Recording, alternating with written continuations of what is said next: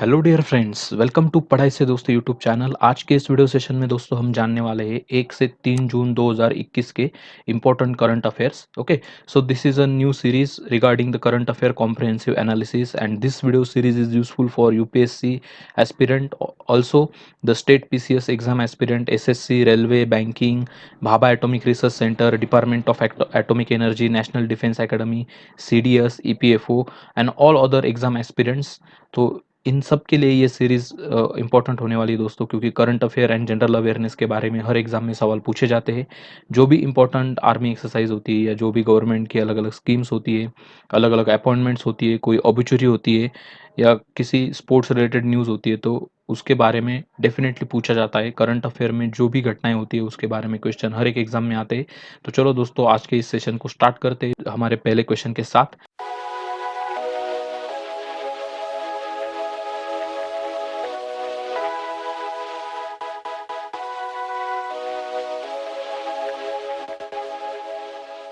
Question के साथ ये क्वेश्चन देखो दोस्तों, क्या है, what is the theme of world no tobacco day 2021। तो 31 मई को हर साल वर्ल्ड नो टोबैको डे मनाया जाता है। तो इस साल 2021 में इसका थीम क्या था, ये आपको बताना है। आपके पास ये चार ऑप्शन है। तो दोस्तों, एक बार ये क्वेश्चन आप खुद सॉल्व कीजिए। आई होप आपने इस सवाल का जो जवाब है वो टिक कर लिया होगा। ओके, तो चलो आगे बढ़ते हैं। तो यहाँ पे आप देख सकते हो दोस्तों, कमिट टू क्विट ये इस साल का थीम था। अगर हम टोबैको के बारे में देखेंगे तो इस तरीके का ये टोबैको का पौधा दिखता है दोस्तों। इसको सुखा के फिर टोबैको के अलग अलग प्रोडक्ट बनाए जाते हैं। अगर हम टोबैको के बारे में देखेंगे तो टोबैको बोर्ड ऑफ इंडिया जो है वो गुंटूर में स्थित है। गुंटूर कहाँ पे, आंध्र प्रदेश में दोस्तों। और ये यहाँ पे देख सकते हो आप, commit to quit no tobacco day का ये स्कीम था। टोबैको से क्या होता है दोस्तों, कैंसर होता है बहुत ज़्यादा। उसका एक साइड इफेक्ट हमारे लंग्स पे होता है टोबैको कंजम्पशन से। और उसका एक्टिव स्मोकिंग और पैसिव स्मोकिंग, ऐसे भी दो पार्ट होते हैं। एक्टिव स्मोकिंग मतलब टोबैको को जो डायरेक्टली सेवन करते हैं बीड़ी सिगारेट या तंबाकू के थ्रू, तो उनके जो हार्ट रहता है, आर्टरीज रहती है, लंग्स रहते हैं, वो डैमेज होते हैं। और जो पैसिव स्मोकर होते हैं, मतलब कोई और बंदा स्मोकिंग कर रहा है, उसका धुआं अगर किसी और बंदे के बॉडी में चला जाता है तो उसे पैसिव स्मोकिंग बोला जाता है। ओके, तो इसलिए tobacco is a very dangerous to health, ऐसा उस पैकेट के ऊपर लिखा रहता है। ओके, चलो बढ़ते हैं अगले क्वेश्चन की तरफ। Chimonobambusa callosa which is found in Nagaland is a species of which of the following. तो यहाँ पे चार ऑप्शन आप देख सकते हो, मेरीगोल्ड, बाम्बू, व्हीट और राइस। तो अगर आप ये नाम अच्छे से पढ़ोगे तो इस नाम में ही बाम्बूसा लिखा है। ओके, तो डेफिनेटली ये बाम्बू की स्पीसीज है जो कि नागालैंड में मिली है। तो दोस्तों देखो, बाम्बू को ग्रीन गोल्ड भी कहा जाता है। Okay, green gold. बहुत सारे ऐसे ट्राइबल लोग हैं जिनको बाम्बू एक अच्छी जॉब अपॉर्चुनिटी, या हम कह सकते हैं कि उनके उपजीविका का एक इम्पोर्टेंट साधन है। क्योंकि बाम्बू के वजह से बहुत सारे अलग अलग चीज़ें वो लोग बनाते हैं, उसको बेचते हैं, उनका उधर निर्वाह चलाते हैं। तो बाम्बू एक बहुत इंपॉर्टेंट पार्ट है हमारी इकोनॉमी का, इसलिए उसे ग्रीन गोल्ड भी कहा जाता है। और आपको एक बात ध्यान में रखनी है, बाम्बू एक ग्रास है, ये ट्री नहीं है। Okay, it is categorise as a grass and not as a tree. Okay, north east India में इसका प्रोडक्शन ज़्यादा होता है। और हाल ही में नागालैंड में एक बाम्बू की नई स्पीसीज डेवलप हुई है, उसका नाम है चिमोनो बाम्बूसा कोलोसा। ओके, ये आपको याद रखना है। उसके बाद थर्ड क्वेश्चन है दोस्तों, national AI portal, AI stands for artificial intelligence. Okay, national AI portal India AI observed its first anniversary on May 28, 2021. The portal is an initiative of which of the following ministry? Okay, तो आपको बताना है दोस्तों, ये जो India AI का जो portal है, ये किस मिनिस्ट्री का इनिशिएटिव है। तो इसका सही आंसर है दोस्तों option number B, ministry of electronics and IT. Okay, इस मिनिस्ट्री के जो हेड है वो है मिस्टर रविशंकर प्रसाद, जिनका पटना साहिब कॉन्स्टिट्यूएंसी है। ओके, तो आप देख सकते हो, India AI building a unified AI ecosystem for India.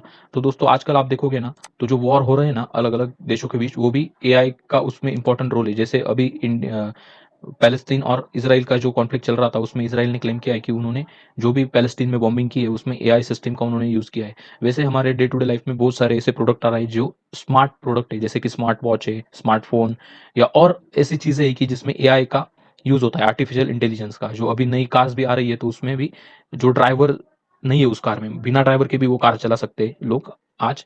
तो ये क्यों पॉसिबल हुआ है, बिकॉज ऑफ आर्टिफिशियल इंटेलिजेंस ये चीज़ें पॉसिबल हुई है। तो इसके बारे में ये पोर्टल है इंडिया का, इंडिया एआई। ओके, उसके बाद नेक्स्ट क्वेश्चन यहाँ पे आप देख सकते हो दोस्तों, NASA curiosity rover has captured images of shining cloud on which planet? तो नासा का ये क्यूरियोसिटी रोवर है दोस्तों, ये कौन से प्लैनेट के लिए, ये अगर आपको पता होगा तो आप इस सवाल का आंसर दे पाओगे। क्यूरियोसिटी रोवर जो है दोस्तों, ये मार्स के लिए नासा ने भेजा था, और यहाँ पे आप देख सकते हो ये मार्स है। ओके, और मार्स के सतह पे नासा ने ये क्यूरियोसिटी रोवर उतारा था। इस तरीके से ये 6 पहिए वाली गाड़ी रहती है, इसमें कैमरा वगैरह माउंट होता है, बहुत सारे सेंसर्स होते हैं। ओके, कुछ ऐसा एक रोबोटिक आर्म होता है जो कि वहाँ के कुछ स्पेसिमन उठाता है। तो इस तरीके का ये रोवर था, और इसने मार्स पे ये शाइनिंग स्काई के या शाइनिंग क्लाउड जिसे हम बोल सकते हैं, ये पिक्चर्स कैप्चर किए। नासा का और एक मिशन है मार्स के लिए जिसका नाम है परसिवरेंस मिशन, और हमारी इंडियन ओरिजिन की एक साइंटिस्ट है जो कि नासा में काम करती है, जिनका नाम है स्वाति मोहन, इन्होंने इस मिशन को हेड किया है। ओके, तो ये आप यहाँ पे देख सकते हो। उसके बाद अगला सवाल है दोस्तों, name the Indian American who has been nominated by Joe Biden for the directorate general of United State and foreign commercial services. Okay, तो अमेरिका की जो फॉरेन कमर्शियल सर्विसेज है उसका डायरेक्टोरेट जनरल बनाया गया है ऐसे कौन से भारतीय वंश के व्यक्ति को? ओके, तो यहाँ पे 4 ऑप्शन है, इसमें से आपको करेक्ट ऑप्शन चूज करना है। तो इस सवाल का करेक्ट ऑप्शन है दोस्तों अरुण वेंकट रमन। तो यहाँ पे आप अरुण वेंकट रमन जी का एक तस्वीर देख सकते हो, ये है जो बाइडन, अमेरिका के नए राष्ट्रपति, इन्होंने इनको अपॉइंट किया है। तो देखो दोस्तों, अमेरिका के जो नए राष्ट्रपति है, इनके कैबिनेट में या इनका जो भी सलाहकार मंडली जो होती है उनकी, मतलब जो भी सलाहकार होते हैं उनका जो ग्रुप होता है, तो उनमें बहुत सारे इंडियन ओरिजिन के लोग हैं, उनमें से अरुण वेंकट रमन भी एक है। तो दोस्तों अगले सवाल पे चलते हैं। मोटो3 rider Johnson Dupasquier who passed away recently held from which country? Sorry from correct pronunciation because these are some difficult words for me. Okay, so let's discuss about this thing. So इसकी अभी एक accident में मौत हुई है, तो आप ये सवाल में पूछा गया है कि ये किस कंट्री को बिलोंग करता था। ओके, यहाँ पे 4 ऑप्शन है, इसमें से आपको करेक्ट ऑप्शन चूज करना है। So he belongs to the Switzerland. Switzerland एक बहुत खूबसूरत देश है जो कि मध्य यूरोप का एक देश है और यूरोपियन यूनियन का पार्ट नहीं है, ये आपको ध्यान में रखना है। स्विट्जरलैंड एक लैंडलॉक कंट्री है और इसकी जो राजधानी वो है बर्न, यहाँ पे बर्न सिटी देख सकते हो। और स्विट्जरलैंड में ये जो जिनीवा शहर है यहाँ पे आप देख सकते हो, ये बहुत सारे इंटरनेशनल ऑर्गेनाइजेशन का हेडक्वार्टर यहाँ पे है। ओके, स्विट्जरलैंड के आजू बाजू के देश देखो, फ्रांस है, जर्मनी है, लिंचेस्टाइन है, ये बहुत छोटा सा देश है जो कि ऑस्ट्रिया और स्विट्जरलैंड दोनों के बीच सैंडविच है। ओके, उसके बाद है इटली। तो इन सारे देशों के साथ स्विट्जरलैंड बॉर्डर शेयर करता है और ये एक लैंडलॉक बहुत खूबसूरत कंट्री है। यहाँ के आल्प्स पहाड़ बहुत ही फेमस है। ओके, और ये जो बंदा था मोटो3 का राइडर था, स्विट्जरलैंड को बिलोंग करता था, और हाल ही में एक रेस में उसका एक्सीडेंट हुआ और एक्सीडेंट के बाद उसकी मौत हो गई थी। Okay, very sad news. Okay, so next one, which state has launch the solar based electrification programme for rural household in the state? तो इनमें से कौन सा ऐसा स्टेट है जिन्होंने ये सोलर इलेक्ट्रिफिकेशन प्रोग्राम लॉन्च किया है for its rural house hold? Okay, तो इसका सही आंसर है दोस्तों गोवा। गोवा के जो सीएम है उन्होंने ये योजना जो है, ये जो गवर्नमेंट स्कीम है, इसका इनॉग्रेशन किया गोवा स्टेटहुड डे के ओकेजन पे। यहाँ पे आप देख सकते हो ये है गोवा के सीएम, इनका नाम आप मुझे कमेंट सेक्शन में बताइएगा। इसके अलावा भी दोस्तों बहुत सारे इंडिया के स्टेट है जहाँ पर बहुत बड़े बड़े सोलर प्लांट लग रहे हैं, और उसमें से एक बहुत important, India's largest floating solar power plant, मतलब ऐसा पानी पे तैरने वाला सोलर प्लांट है दोस्तों, जो कि ओमकारेश्वर डैम मध्य प्रदेश में स्थित है, नर्मदा नदी के ऊपर। तो वहाँ पे ये बनने जा रहा है, ये भी एक इंपॉर्टेंट फैक्ट है। तो दोस्तों जब हम ये करंट अफेयर एनालिसिस देखेंगे, तो जो भी करंट अफेयर में न्यूज़ है उसके रिलेटेड जो भी इंपॉर्टेंट फैक्ट्स होंगे वो भी मैं आपको बताऊंगा, इसलिए ध्यान से ये वीडियो को देखना। और अगर आपको ये पीडीएफ चाहिए तो जरूर टेलीग्राम चैनल को भी ज्वाइन करें ताकि आप ये पीडीएफ आपको मिल सके। ओके, अगला सवाल देखो दोस्तों, विच टीम हैज वोन UEFA champion league title 2021? Okay, तो ये union of European football association, इस तरीके का एक एसोसिएशन है जिनके द्वारा ये चैंपियनशिप लीग जो फुटबॉल के स्पर्धा है ये आयोजित की जाती है। तो 2021 का इसका जो टाइटल है वो किसने जीता है? ये 4 अलग अलग फुटबॉल क्लब है, इसमें से आपको राइट आंसर चूज करना है। तो इसका राइट आंसर है दोस्तों चेल्सा फुटबॉल क्लब है। यहाँ पे आप देख सकते हो यूईएफए चैंपियंस लीग 2020-2021, इसके जो विनर है वो है चेल्सा फुटबॉल क्लब के members. Okay, so Chelsea defeated Manchester City by 1-0। ये जो एक स्पर्धा थी दोस्तों, ये पोर्टो सिटी में आयोजित की गई थी जो कि पुर्तगाल में स्थित है, और ये यूईएफए का जो हेडक्वार्टर है वो है नियॉन सिटी में जो कि स्विट्जरलैंड में है। ओके, तो ये चीजें आपको ध्यान में रखनी है। नेक्स्ट सवाल देखो दोस्तों, who won the gold medal in 75 KG women's category at Asian boxing championship in Dubai? Dubai में हाल ही में एक बॉक्सिंग चैंपियनशिप हुई, एशियन बॉक्सिंग चैंपियनशिप। ओके, इसे बहुत बार एशिया जो भी ओलंपिक्स होते हैं उसका गेटवे भी माना जाता है, क्योंकि बहुत सारे प्लेयर्स, उनके लिए ये एक रंगीत तालीम जैसा एक इवेंट होता है। ओके, तो इसमें कौन से इंडियन वुमेन ने गोल्ड मेडल हासिल किया है 75 केजी कैटेगरी में? ओके, तो ये 4 ऑप्शन है, यहाँ पे आपको करेक्ट ऑप्शन चूज करना है। इसका सही जवाब है दोस्तों ऑप्शन नंबर सी, पूजा रानी। यहाँ पे आप पूजा रानी की तस्वीर देख सकते हैं। तो इस लड़की ने 75 केजी वुमेन ग्रुप जो था उसमें गोल्ड मेडल हासिल किया है Asian elite boxing championship, okay, जो भी दुबई में हुई थी इस साल। नेक्स्ट सवाल है दोस्तों, विच स्टेट हैज लॉन्च द मुख्यमंत्री शिशु सेवा अचोनी स्कीम। ओके, अगर आप ये वर्ड्स जानते हो किस लैंग्वेज को बिलोंग करते हैं तो आप इजीली इस सवाल का आंसर दे सकते हो। तो दोस्तों बहुत सारे ऐसे बच्चे जिनके माता पिता अब नहीं रहे, ये कोरोना के दौरान उनकी मृत्यु हो गई, तो ऐसे बच्चों के लिए अलग अलग स्टेट ने अलग अलग स्कीम चालू की। तो आपको बताना है ये मुख्यमंत्री शिशु सेवा अचोनी स्कीम किस स्टेट के द्वारा चालू की गई। Option number A Meghalaya, option B Assam, then Manipur and then Orissa. So सही जवाब है इसका ऑप्शन नंबर बी आसाम। तो यहाँ पे आप देख सकते हैं आसाम के मुख्यमंत्री है, इन्होंने ये स्कीम जारी की है उनके स्टेट में।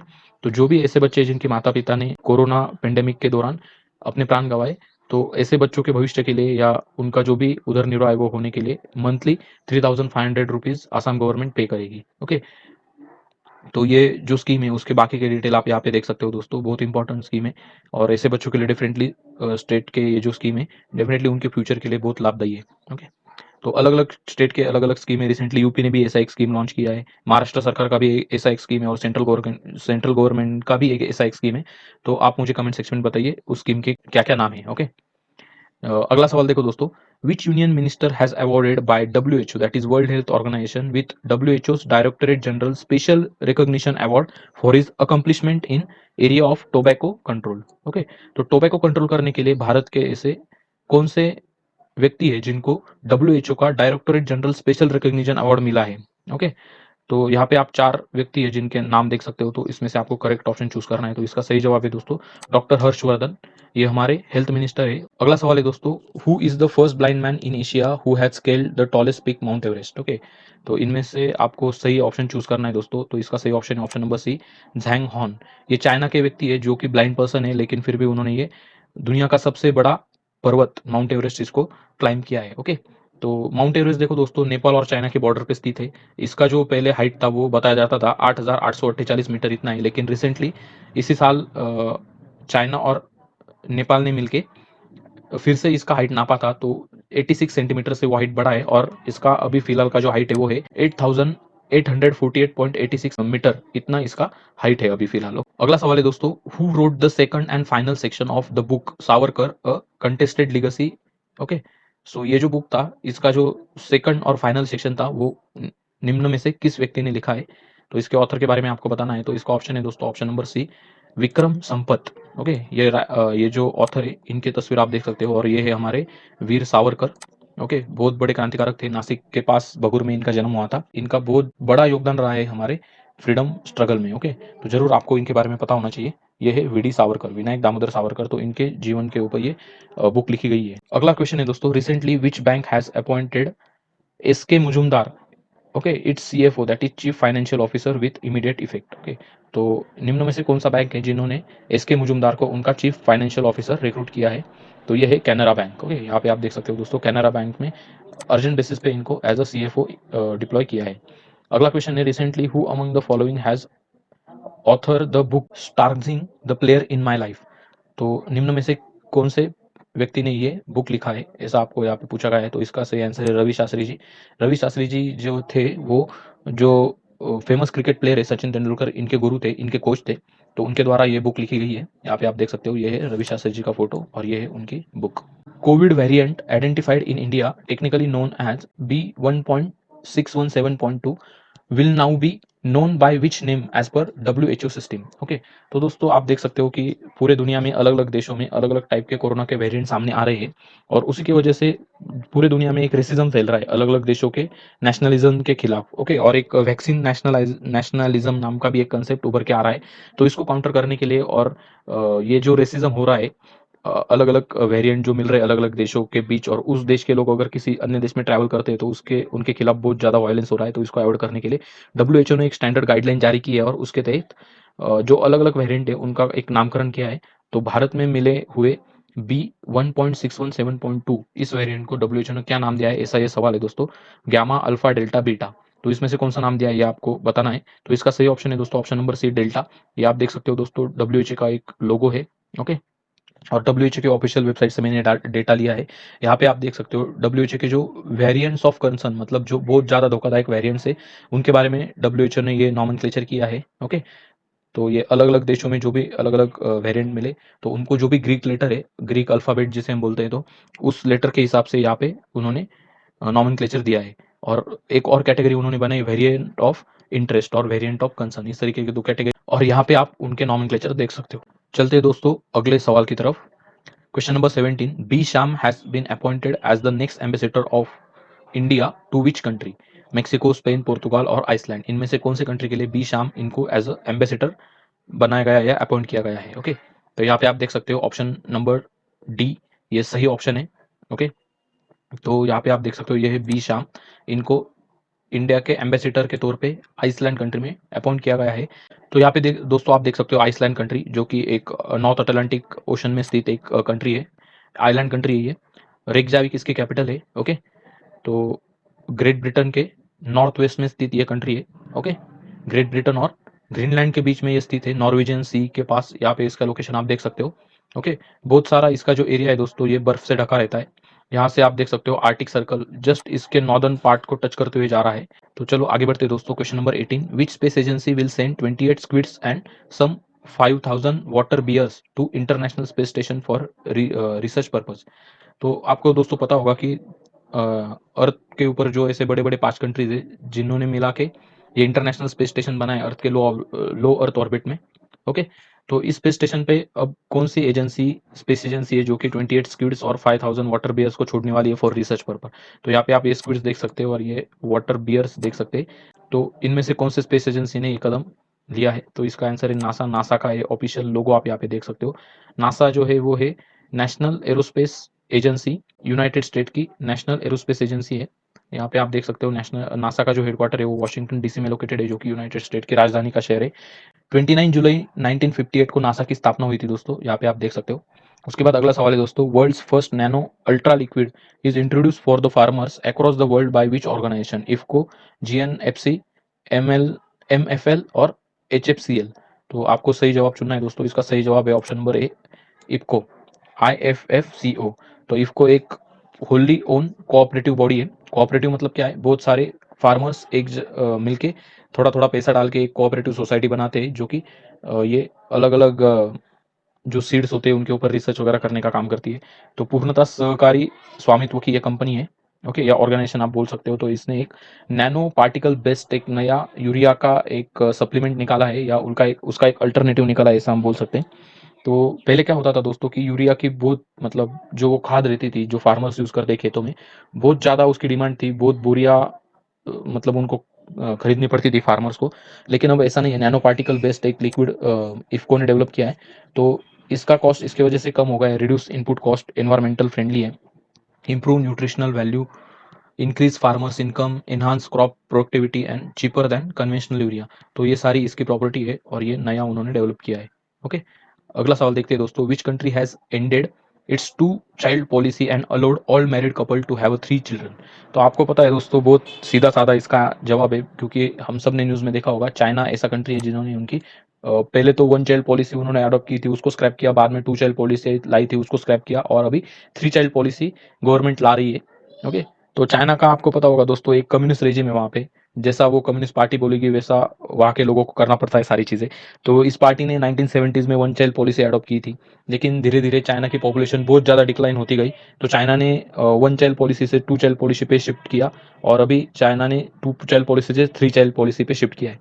अगर दोस्तों पॉपुलेशन का ग्रोथ रेट है वो 2.1, ओके, वो अगर 2.1 से कम होता है जो बर्थ रेट है वो, तो पॉपुलेशन डिक्लाइन होना चालू होता है। और चाइना का ये जो ग्रोथ रेट है पॉपुलेशन का वो 1.3 उसके अराउंड है। तो बहुत ज़्यादा बूढ़े लोगों की संख्या चाइना में बढ़ रही है, इसलिए चाइना में भविष्य में जो उनका मैन्युफैक्चरिंग हब का स्टेटस है वो छीना जा सकता है बाकी देशों के द्वारा। तो इसलिए उनको मैन पावर होती है उनकी ज़रूरत है, ज़्यादा से ज़्यादा स्किल्ड मैन पावर की ज़रूरत है। तो इसलिए वो उनके लोगों को प्रमोट कर रहे हैं कि आप ज़्यादा से ज़्यादा बच्चे पैदा करो। ओके, उसके बाद अगला सवाल देखो दोस्तों, who appointed as a chairman of Magma Fincorp? तो मैग्ना फिनकॉप नाम का एक ऑर्गेनाइजेशन है, उनका चेयरमैन किसको नियुक्त किया गया है? तो इसका सही आंसर है दोस्तों अदर पूनावाला। तो दोस्तों आप यहाँ पे देख सकते हो मैग्मा फिनकॉप ने as a chairperson Adar Poonawalla इनको अपॉइंट किया है, और अभय भुतड़ा और विजय देसवाल इनको भी अपॉइंट किया है। अभय भुतड़ा को एज ए एमडी और विजय देसवाल इनको एज अ सीईओ अपॉइंट किया है। यहाँ पे आप देख सकते हो ये तीनों लोग बहुत जाने-माने लोग हैं, पर्सनैलिटीज़ है कोविड-19 के दौरान इनका बहुत ज़्यादा एक पॉजिटिव रोल रहा है। उसके बाद अगला सवाल देखो दोस्तों, which state celebrate the statehood day on 2 जून? आंध्र प्रदेश, छत्तीसगढ़, तेलंगाना और झारखंड, इसमें से सही ऑप्शन आपको चूज़ करना है। तो इसका सही ऑप्शन है दोस्तों तेलंगाना। तेलंगाना है जो है दोस्तों वो 2 जून 2014 को आंध्र से विभक्त हुआ था। यहाँ पे आप तेलंगाना देख सकते हो, भारत के साउथ सेंट्रल रीजन में स्थित है। ओके, इसकी राजधानी है हैदराबाद। चीफ मिनिस्टर है के चंद्रशेखर राव। ओके, और वहाँ के गवर्नर है तमिलसाई सुंदरराजन। यहाँ पे आप देख सकते हो ये है तेलंगाना स्टेट का मैप, और 2 जून को ये राज्य अपना स्टेटहुड डे मनाता है। अगला सवाल है दोस्तों, who will become the new chairperson of the national human right commission NHRC? तो ये 4 ऑप्शन में से आपको सही ऑप्शन चूज करना है। तो इसका सही ऑप्शन है दोस्तों अरुण कुमार मिश्रा। तो राष्ट्रीय मानवाधिकार आयोग जो है दोस्तों, उनका ये टैगलाइन आप यहाँ पे देख सकते हो, सर्वे भवन्तु सुखिनः। ओके, मतलब सब लोग सुखी हो, ऐसा इनका एक टैगलाइन है। ये जो एनएचआरसी है, नेशनल ह्यूमन राइट कमीशन, इसका जो स्थापना है वो 12 अक्टूबर 1993 में किया गया था। जो भी रिटायर्ड चीफ जस्टिस होते हैं या जो भी सुप्रीम कोर्ट के जज होते हैं, तो उनको एनएचआरसी का चेयरपर्सन नियुक्त किया जाता है। ओके, एनएचआरसी के क्या काम है, ये जो इनके चेयरपर्सन नियुक्त करते हैं, उस बोर्ड पे कौन कौन रहते हैं, किस तरीके से इनका चयन होता है, क्या क्राइटेरिया है, इसके बारे में आप कमेंट सेक्शन में बताइएगा, बहुत इंपॉर्टेंट है।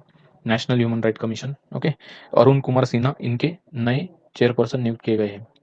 who has appointed as the new chief advisor to chief minister Mamata Banerjee? Okay, तो दोस्तों हाल ही में जो इलेक्शन हुए वेस्ट बंगाल में, उसमें बीजेपी और ये ममता बनर्जी की जो तृणमूल कांग्रेस पार्टी है, ओके, तो बहुत टफ कंपटीशन हुई इन दो पार्टियों के बीच, और स्टेट और सेंट्रल गवर्नमेंट के बीच भी बहुत तनाव है फिलहाल।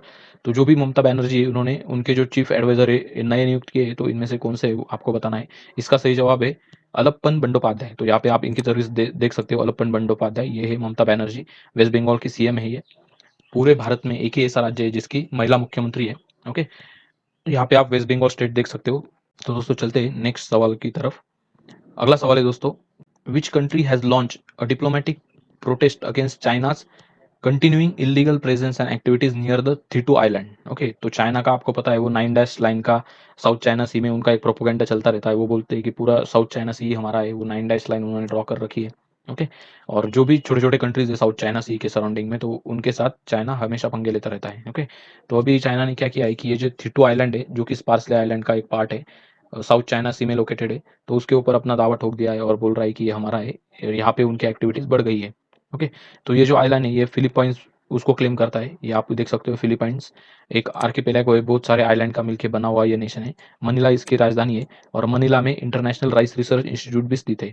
एशियन डेवलपमेंट बैंक का भी हेडक्वार्टर मनीला में स्थित है। तो ये सारी इंपॉर्टेंट इन्फॉर्मेशन है दोस्तों। यहाँ पे आप ये साउथ चाइना सी देख सकते हो, और चाइना इस पूरे एरिया के ऊपर क्लेम करता है, इसको वो 9 लाइन का एरिया बताता है। ओके, ये ताइवान है, ताइवान और चाइना के बीच में भी बहुत ज़्यादा इशू चलते हैं। ताइवान बोलता है कि हम असली चाइना है, और ये जो मेनलैंड चाइना है ये बोलता है कि हम असली चाइना है। ओके, तो इस तरीके से ये भी बहुत सारे इश्यूज यहाँ पे चल रहे हैं। ये फिलीपाइंस है दोस्तों, आप ये देख सकते हैं येलो कलर में ये जो कंट्री दिखाएगा ये फिलीपाइंस, और ये फिलीपाइंस क्लेम करता है कि ये उनका आइलैंड है। ओके, तो इसके वजह से चाइना और फिलीपाइंस के बीच में इसके वजह से एक थोड़ा सा टेंशन चल रहा है। तो इस तरीके से दोस्तों हमने ये 1 से 3 जून तक के जो इंपॉर्टेंट क्वेश्चंस थे उनके बारे में देखा।